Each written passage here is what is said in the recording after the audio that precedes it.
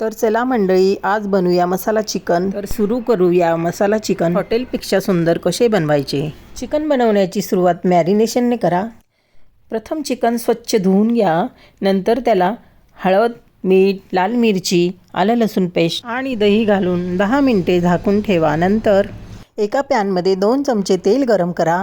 त्यात 1 कांदा व 1 टोमॅटो बारीक चिरून घाला व फ्राय करा। नंतर आवडीनुसार हळद, लाल मिरची, गरम मसाला, अद्रक लसूण पेस्ट व धना जिरा पावडर घाला।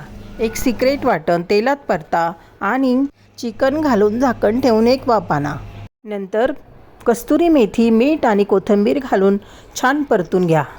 एका तडका पात्रामध्ये तेल गरम करा आणि त्यामध्ये काश्मीरी लाल मिरची पावडर घाला। हा तडका चिकनवर घाला आणि तुम्हाला जर नॉनव्हेज आवडत असेल ही रेसिपी नक्की ट्राय करा आणि चॅनलला लाईक सबस्क्राईब नक्की करा।